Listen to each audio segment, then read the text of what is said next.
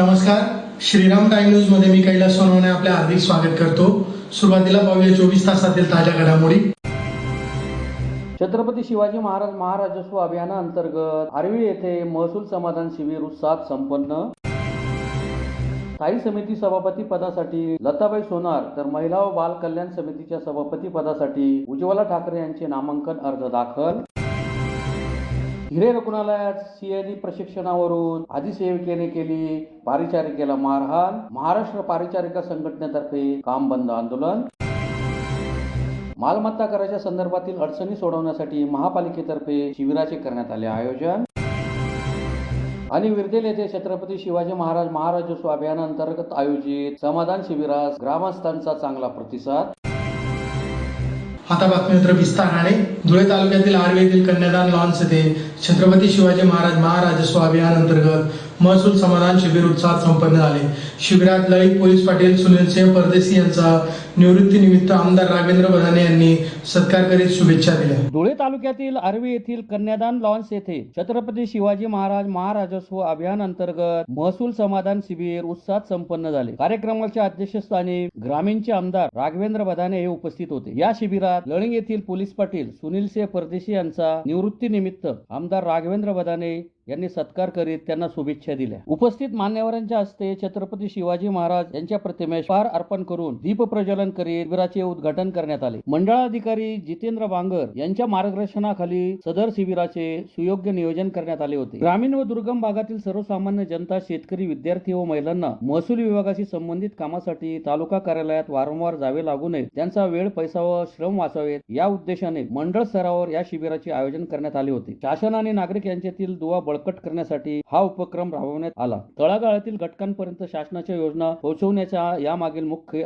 हेतू आहे। शिबिरात निवासी दाखले, जात प्रमाणपत्रे, रेशन कार्ड, सातबारा उतारे, नाव नोंदणी आदी विविध कामे एकाच ठिकाणी करण्यात आली। तसेच काही लाभार्थ्यांना विविध दाखल्यांचे मान्यवरांच्या हस्ते वाटपही करण्यात आले। यावेळी अरविंद जाधव तसेच आमदार राघवेंद्र बदाने यांनी उपस्थितांना मार्गदर्शन केले। शिबिरादरम्यान लळिंगचे पोलीस पाटील सुनील सिंह परदेशी हे निवृत्त झाल्यामुळे त्यांचा आमदार राघवेंद्र बदाने यांच्या हस्ते सत्कार करीत त्यांना पुढील वाटचालीस शुभेच्छा देण्यात आल्या। या प्रसंगी आमदार राघवेंद्र बदाने, प्रांताधिकारी रोहन कुवर, तहसीलदार अरुण शेवाळे, भाजप जिल्हाध्यक्ष बापू खलाने, तालुकाध्यक्ष देवेंद्र पाटील, प्राध्यापक अरविंद जाधव, भाऊसाहेब देसले यांच्यासह मंडळाधिकारी जितेंद्र बांगर, तलाठी महेश केदार, राकेश भोई, अरमान पटेल, आकाश दरेकर, आकाश वाघ, सिद्धार्थ मोहिते, कल्पना पवार यांच्यासह शेतकरी व ग्रामस्थ मोठ्या संख्येने उपस्थित होते। कार्यक्रमाचे सूत्रसंचालन तसेच प्रास्ताविक सदाशिव सूर्यवंशी यांनी केले।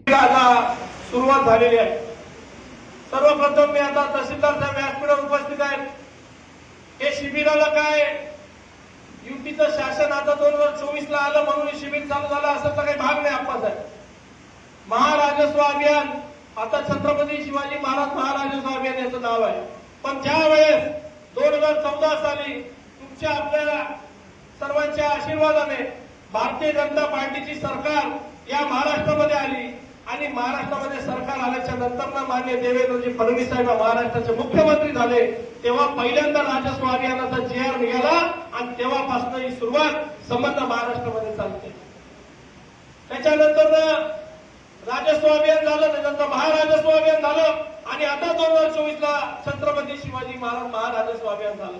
म्हणजे गेले 10 वर्षापासून हा GR, त्या GRच्या माध्यमातून महसूल विभागाचे अधिकारी असतील, 155च्या खाली कुठले सातबारे उतारे असतील त्याच्या नोंदी दुरुस्त करणे, काही चुका झाल्या असतील तर दुरुस्त करणे, त्याच्यामध्ये कृषी अधिकाऱ्याच्या माध्यमातून कृषी मंडल अधिकारी असतील, कृषी सहाय्यक असतील त्यांच्या माध्यमातून ऍग्रीस्टॅगचं वाटप करणे, ऍग्रीस्टॅग ID वाटप करणे, मोठ्या प्रमाणामध्ये आता सिटी सर्वेला ग्रामपंचायती लागल्या पाहिजे।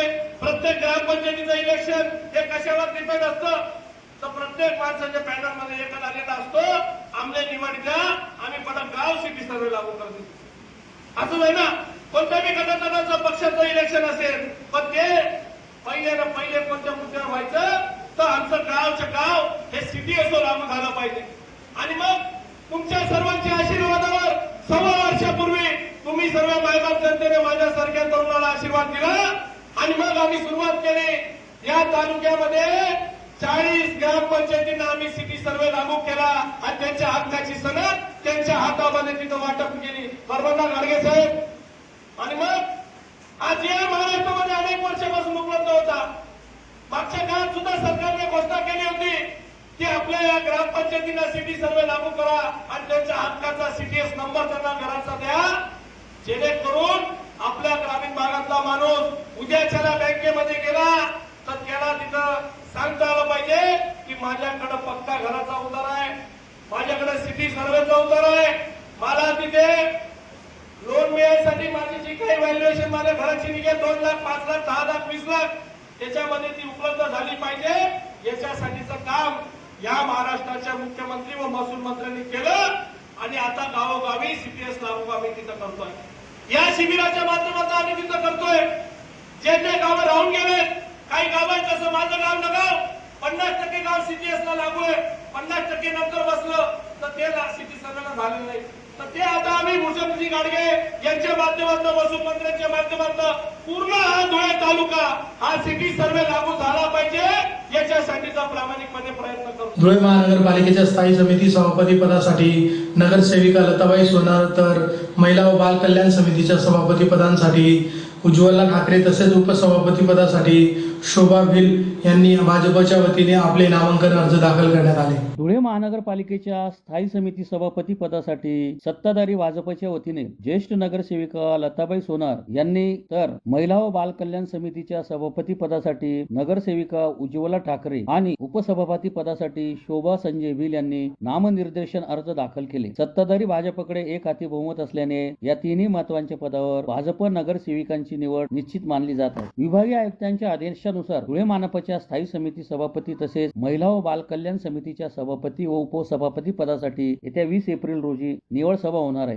यासाठी शुक्रवारी नामांकन अर्ज दाखल करण्याची शेवटची मुदत असून सत्ताधारी भाजपच्या वतीने एकमताने दोन्ही समितीच्या पदाधिकाऱ्यांचे नाव निश्चित करण्यात आले आहे। त्यानुसार प्रमुख पदाधिकाऱ्यांच्या उपस्थितीत नामांकन अर्ज भरण्यात आले। यावेळी स्थायी समिती सभापती पदासाठी नगरसेविका लताबाई यशवंत सोनार यांचा अर्ज दाखल करण्यात आला। त्या युवा उद्योजक दिनेश पोद्दार यांच्या मातुरशी आहेत। त्या प्रथमच मनपावर निवडून आल्या असून त्यांना भाजपने सभापती पदासाठी संधी दिली आहे। तर महिला व बाल कल्याण समितीच्या सभापती पदासाठी नगरसेविका उज्ज्वला ठाकरे तर उपसभापती पदासाठी शोभाताई भिल यांनी आपले अर्ज दाखल केले आहेत। यावेळी भाजपचे ज्येष्ठ नेते माजी आमदार राजवर्धन कदमबांडे, जिल्हाध्यक्ष गजेंद्र आंपळकर, महापौर मायादेवी परदेशी, महिला नेत्या अल्फा अग्रवाल, उपमहापौर ज्योत्स्ना पाटील, नगरसेविका तथा माजी महापौर जयश्री आयरराव, माजी महापौर चंद्रकांत सोनार, कल्पना माले, प्रतिभा चौधरी, नगरसेवक संजय जाधव, प्रदीप करपे, भगवान गवळी, नरेश चौधरी, निलेश नेमाने, सुरेखा उगले, डॉक्टर निशा महाजन, शीतल वाघ, ललित माळी, सनी चौधरी, प्रतीक करपे, सुनील वैसाने, महादेव परदेशी, डॉक्टर सुशील महाजन, प्रशांत बागुल, राकेश कुलेवार, यशवंत येवलेकर, श्याम सुंदर पाटील, संजय भिल, दिनेश पोद्दार, संदीप हजारे, निनाद पाटील आदी उपस्थित होते। आज भारतीय जनता पार्टीच्या माध्यमातून व धुळे जिल्ह्याच्या कोर टीमच्या माध्यमातून सर्वानुमते धुळे महापालिकेच्या स्थायी समिती सभापतीपदी लता काकू सोनार, स्थायी समिती सभापती उज्ज्वलाताई ठाकरे, महिला बाल कल्याण सभापती व शोभा संजय भिल उपसभापती, महिला बाल कल्याण उपसभापती अशी वरिष्ठांच्या आदेशानुसार धुळे जिल्ह्याचे पालकमंत्री आदरणीय जयकुमार भाऊ, धुळे शहराचे लोकप्रिय आमदार अनुपभाई अग्रवाल, माजी संरक्षण राज्यमंत्री डॉक्टर बाबासाहेब सुभाषजी भामरे, आदरणीय आमदार अमरीशभाई पटेल, माजी आमदार राजवर्धनजी कदमबांडे साहेब, धुळे शहराच्या महापौर आमच्या भगिनी परदेशीताई तसेच सर्वांच्या एकमताने ही निवड करण्यात आलेली आहे आणि भविष्यात भारतीय जनता पार्टीच्या माध्यमातून धुळे शहरात कसे चांगले काम उभे राहील असा निश्चितच प्रयत्न भारतीय जनता पार्टीच्या माध्यमातून आणि आमच्या वरिष्ठांच्या आदेशानुसार करण्यात येईल।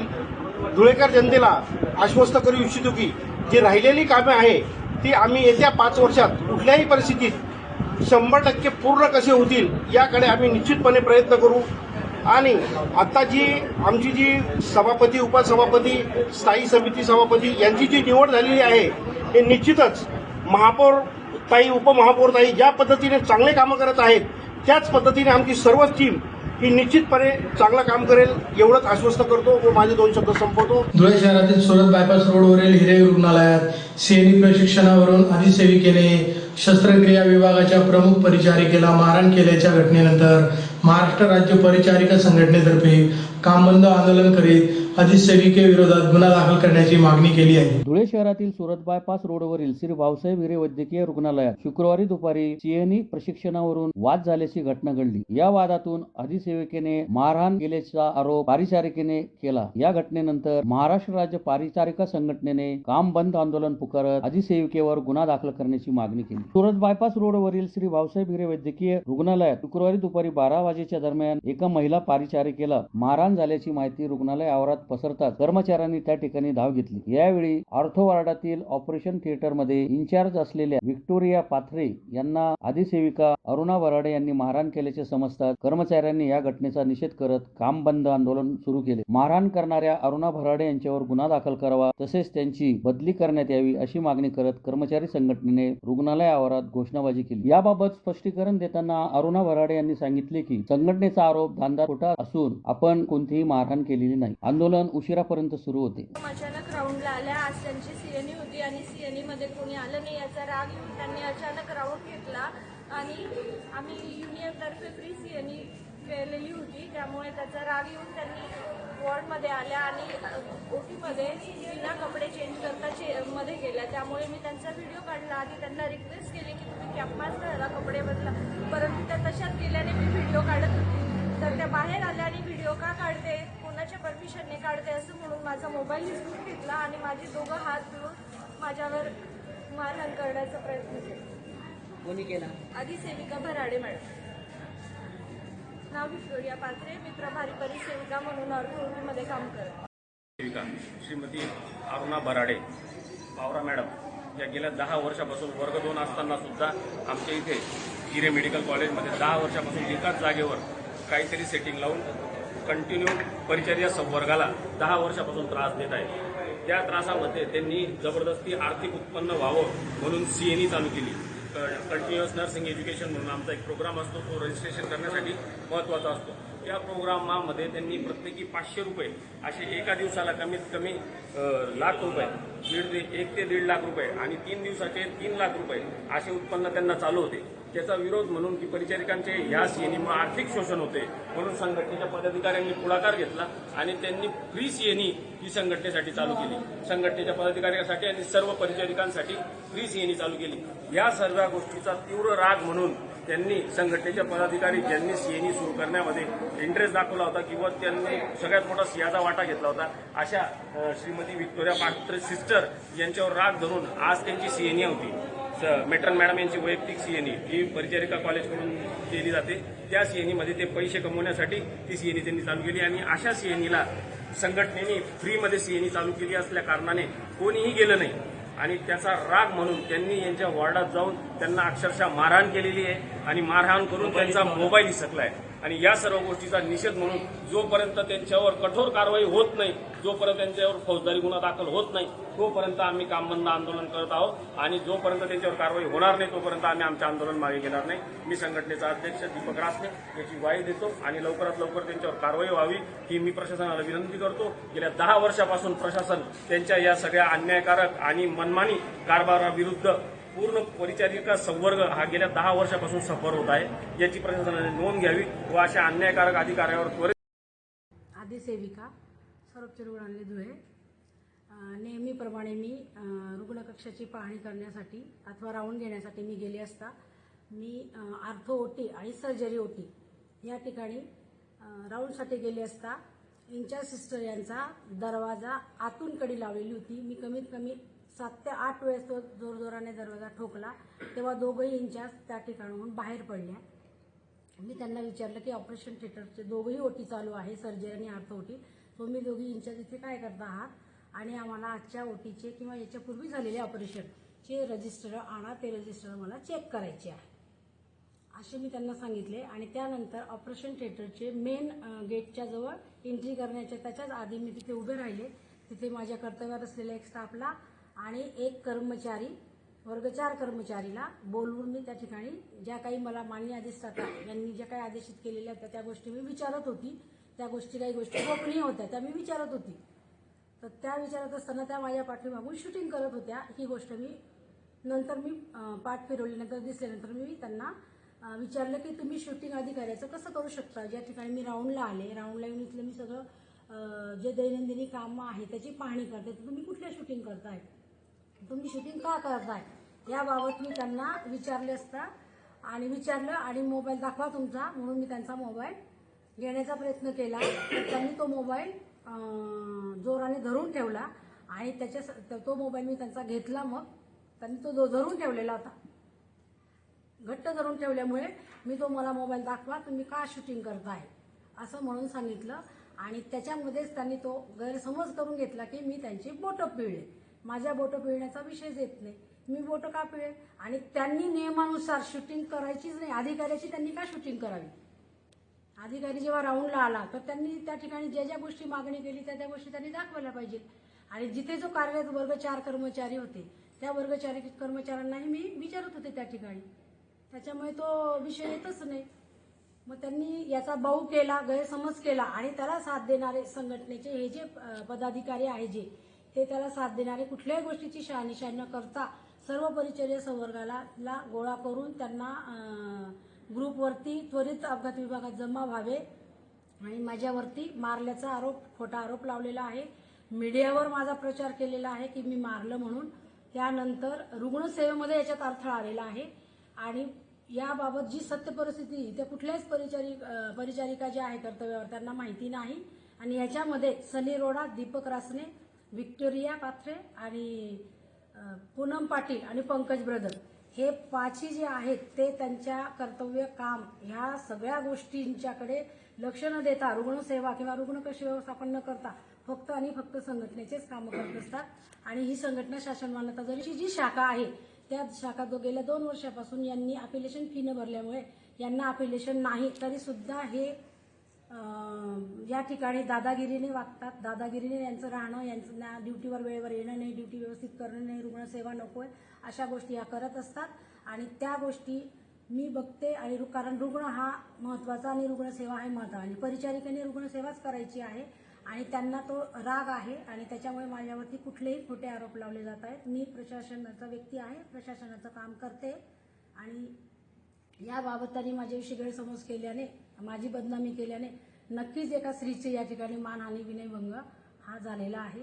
आणि याबाबत मी माझ्या वरिष्ठांची परवानगी घेऊन सर त्यांच्यावरती मी विनयभंग आणि मानहानी गुन्ह्याचा गुन्हा दाखल करणार आहे. धुळे महानगरपालिकेतर्फे मालमत्ता कराच्या संदर्भातील अडचणी सोडवण्यासाठी महापालिकेच्या सभागृहात शिबिराचे आयोजन करण्यात आले होते. यावेळी राष्ट्रवादीचे नगरसेवक गणेश जाधव यांनी कमर्शियल प्रॉपर्टी धारकांकडून कर वसुलीचा मुद्दा मांडत आयुक्तांशी चर्चा केली. धुळे महानगरपालिकेतर्फे मालमत्ता कराच्या संदर्भातील अडचणी सोडवण्यासाठी महापालिकेच्या सभागृहात शिबिराचे आयोजन करण्यात आले होते. या शिबिरात राष्ट्रवादीचे नगरसेवक गणेश जाधव यांनी कमर्शियल प्रॉपर्टी धारकांकडून कर वसुलीचा मुद्दा मांडत आयुक्तांशी चर्चा केली. व्यावसायिक वापरासाठी आपल्या मालमत्ता भाडे तत्वावर देणाऱ्यांकडून मनपाने 45 ऐवजी 30% दराने जरी मालमत्ता कर वसूल केला आणि सामान्य नागरिकांच्या मालमत्ता करामध्ये दर कमी केले तर नक्कीच प्रमाणात मनपाचे उत्पन्न वाढू शकते. लोकांनाही याचा लाभ होईल. तसेच मनपाचे 142 कोटींचे मालमत्ता कर वसुलीचे टार्गेट आहे जे कधीच पूर्ण होत नाही ते सुद्धा गाठण्यासाठी मदत होईल अशी भूमिका नगरसेवक गणेश जाधव यांनी मांडली.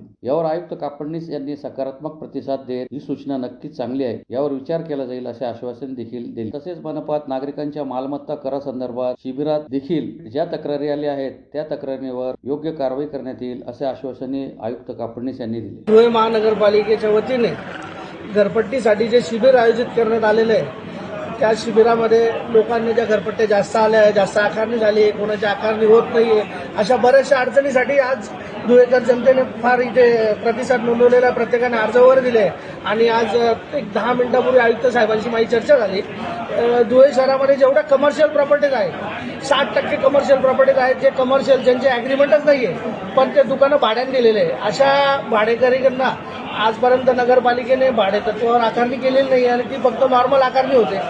ज्या लोकांनी ॲग्रीमेंट केले नसतील, रजिस्टर ॲग्रीमेंट केले नसतील भाड्याने देऊन, अशा लोकांना कमिटी नेमून त्यांचं रजिस्टर ॲग्रीमेंट कडून महापालिकेला त्याच्यातून उत्पन्न वाढेल आणि जे साधारण नागरिकांच्या जनतेवर जो भार पडलेला आहे तो कमी होईल. आणि मेट्रो सिटी होण्याचं कारण एक आपल्याकडे असं आहे, आपल्याकडे 47% भाडे करारावर टॅक्स वसूल केला जातो. एक अंदाजित सांगितलं त्यांनी मला 47% वसूल केला जातो. आज 47% न वसूल करता हा 30% कधी आपण वसुली घेतली तर चांगल्या प्रकारचे आउटलेट धुळे शहरामध्ये येतील आणि धुळे शहर एक मेट्रो सिटीमध्ये कन्वर्ट होईल लवकरच. आयुक्त साहेब मला त्यांनी आश्वासन दिलंय की मुद्दा महत्त्वाचा आहे, आपण त्या मुद्द्यावर नक्की चर्चा करू आणि आपण ज्या लोकांकडे शॉप ॲक्ट आणि GST नंबर असतील, ज्यांनी शॉप भाड्याने घेतले पण भाडेकरार केला नाही पण त्यांचं शॉप ॲक्ट आणि GST त्यांनी चालवलंय, अशा लोकांना आपण आकारणी करू आणि त्यांच्याकडनं ती आकारणी वसूल करू.